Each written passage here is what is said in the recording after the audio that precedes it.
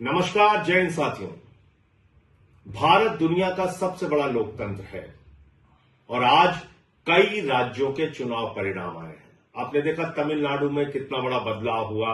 एक नई party TVK, जिसके नेता विजय को इतना भारी जन समर्थन तमिलनाडु की जनता ने दिया। लोकतंत्र में कई बार ऐसे फैसले जनता देती है, एक नई पार्टी के पक्ष में अपना समर्थन देती है। वो तमिलनाडु में देखने को मिला। बंगाल में जो कुछ हुआ, आज उसको लेकर टीवी चैनल पे जश्न मनाया जाएगा। गोदी मीडिया बड़ी बड़ी बातें करेगा, तमाम उपलब्धियां गिनाएगा मोदी जी की और अमित शाह जी की और भारतीय जनता पार्टी की नीति की, रणनीति की, बहुत सारी बातें होंगी। लेकिन क्या यह वास्तव में लोकतंत्र की जीत है? क्या यह जनता के फैसले की जीत है? क्या आज इस चुनाव परिणाम के पीछे का जो सच है वो इस देश के लोगों को भूल जाना चाहिए और सिर्फ बीजेपी का गुणगान करना चाहिए? मुझे लगता है नहीं। सारी चीजों का मूल्यांकन होना चाहिए। किस तरह से बंगाल के चुनाव को चुनाव आयोग ने प्रभावित किया, किस तरीके से एसआईआर के जरिए जनता के वोट को लूटा गया। आज पता यह चल रहा है कि 3 से 4 लाख वोटों का अंतर है बीजेपी और टीएमसी के बीच में। यह पता चल रहा है कि 2% वोटों का अंतर है टीएमसी और बीजेपी के बीच में। हो सकता है उससे भी ज्यादा हो जाए, 2-4% हो जाए अंतिम परिणाम आने तक। लेकिन क्या यह 2-4% का जो डिफरेंस है यह सही है? यह वास्तव में बीजेपी का चुनाव जीतने का आधार है? क्या सचमुच में इस अंतर के साथ बीजेपी चुनाव जीत सकती थी? नहीं। 3 से 4 लाख वोट का अंतर है, लेकिन 27 लाख वोट लोगों को डालने नहीं दिए गए। और इस काम में माननीय सर्वोच्च न्यायालय का भी फैसला आने में विलंब हुआ। और सर्वोच्च न्यायालय का फैसला तो सब लोग सुन के हैरान थे कि अगली बार वोट दे देना। अगर आज वो 27 लाख वोट, 27 लाख मतदाता अपना मतदान करने से वंचित नहीं रहे होते, तो क्या आपको बीजेपी की इतनी बड़ी जीत देखने को मिलती? नहीं मिलती। एक अलग तरह का परिणाम आज इस देश के सामने होता। और आज जो बीजेपी जश्न मनाने का काम करेगी, गोदी मीडिया जश्न मनाने का काम करेगी, ज्ञानेश कुमार जश्न मनाने का काम करेंगे, वो नहीं हो पाता।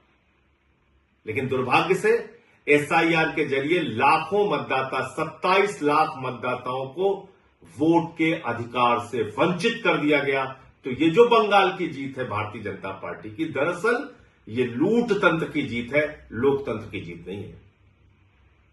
कितनी गंदी भाषा का प्रयोग किया गया चुनाव में, प्रधानमंत्री के द्वारा, गृह मंत्री के द्वारा, बीजेपी के नेताओं के द्वारा। चलिए वो चुनाव का एक पक्ष है।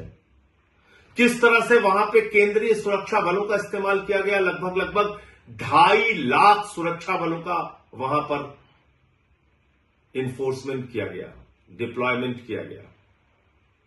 2.5 लाख सुरक्षा बल लगाए गए। कल्पना कीजिए, अमेरिका ईरान से लड़ने के लिए 50,000 सैनिकों का इस्तेमाल करता है और भारत की मोदी जी की सरकार ममता बनर्जी से लड़ने के लिए 2.5 लाख सैनिकों का इस्तेमाल करती है। इतनी बड़ी दुश्मनी ये निभाई जा रही है। फिर इस चुनाव में यह भी प्रश्न उठता है कि किस तरह से विपक्ष के जो नेता थे, कांग्रेस पार्टी जो थी, राहुल गांधी जो थे, वो जाके वहां पे ममता बनर्जी को ही टारगेट कर रहे थे। 3 से 4% वोट उन लोगों ने भी काटा। वो एक अलग प्रकार का सवाल है। लेकिन इसमें आज टीएमसी की हार हो गई, ममता बनर्जी की हार हो गई और लोकतंत्र की जीत हो गई, ऐसा नहीं है। सच्चाई को छिपाया नहीं जा सकता। ये एसआईआर के घपले की जीत है, ये ज्ञानेश कुमार के घोटाले की जीत है, ये मोदी अमित शाह के द्वारा केंद्रीय सुरक्षा बलों के बेजा इस्तेमाल की जीत है, ये मोदी अमित शाह के इशारे पर चुनाव आयोग एजेंट बन के बीजेपी का जिस तरह से काम कर रहा था और वहां पर सरकारी अधिकारी चाहे चीफ सेक्रेटरी हो, डीजीपी हो, तमाम जिलों के अधिकारी हो, एसपी हो, डीएम हो, जिस तरह से उनको हटाया गया, ये उसकी जीत है, ये लोकतंत्र की जीत नहीं है। इसके अलावा भी दूसरी बात है, जनता से भी कई प्रश्न हैं। अब जैसे दिल्ली का चुनाव हुआ, दिल्ली के चुनाव में आम आदमी पार्टी ने जो वादे किए पूरा किया, उससे ज्यादा काम करके दिखाया। लेकिन अगर आपको प्रधानमंत्री के 2,500 देने के झूठे वादे पर यकीन था, तो इसमें गलती आम आदमी पार्टी और केजरीवाल की नहीं थी। आज अगर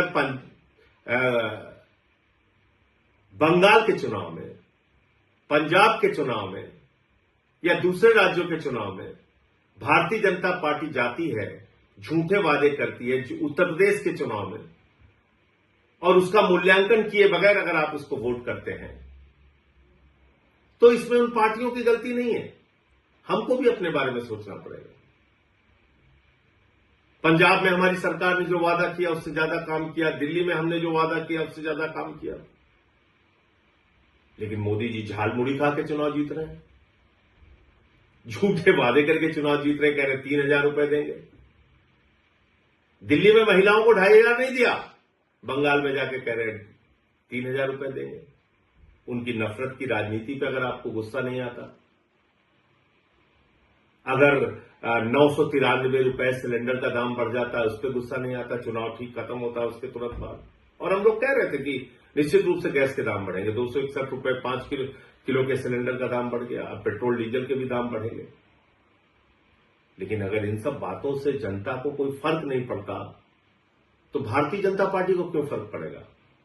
मोदी अमित शाह को क्यों फर्क पड़ेगा?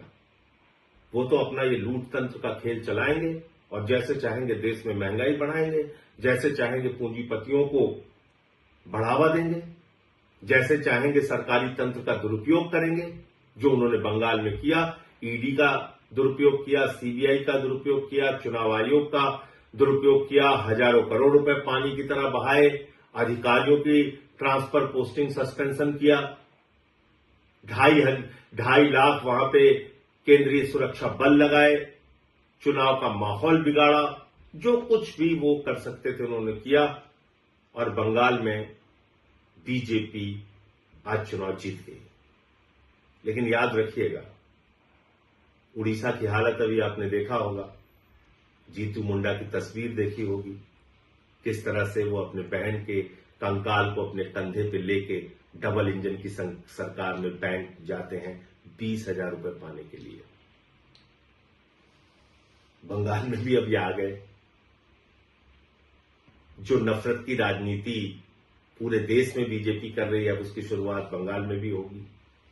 बिहार में भी इन्होंने नीतीश कुमार जी को हटा दिया, वहां सम्राट चौधरी आ गए, वहां भी अब वही सब खेल होगा। इन सब के पीछे आपके मुद्दे कहां हैं? देश कहां खड़ा है? अगर आपको इस बात पे गुस्सा नहीं आता कि ट्रंप भारत के प्रधानमंत्री को हर दिन अपमानित करता है, भारत को अपमानित करता है, भारत को नरक कहता है, लेकिन प्रधानमंत्री कुछ नहीं बोलते, अगर आपको इस बात पे भी गुस्सा नहीं आता कि देश का एक हिस्सा मणिपुर जल रहा है और प्रधानमंत्री खामोश है, पड़ोसी राज्यों से भारत के प्रधानमंत्री के रिश्ते अच्छे नहीं हैं, महंगाई देश में चरम पर है, बेरोजगारी चरम पर है, किसानों की आमदनी दोगुना करने की बात पूरी तरीके से झूठी साबित हुई, काला धन लाने की बात झूठी साबित हुई, और अगर आपको इन सारी बातों पे गुस्सा नहीं आता और राज्य दर राज्य इस तरह से लोकतंत्र को लूट तंत्र में बदलकर चुनाव जीतने का बीजेपी का अभियान जारी रहेगा और हम और आप खामोश बैठे रहेंगे, तो याद रखिएगा, बीजेपी तो अपना रास्ता तय कर रही है, लेकिन लोकतंत्र का इतिहास जब लिखा जाएगा तो उसमें हमको भी कभी माफ नहीं किया जाएगा। जय हिंद।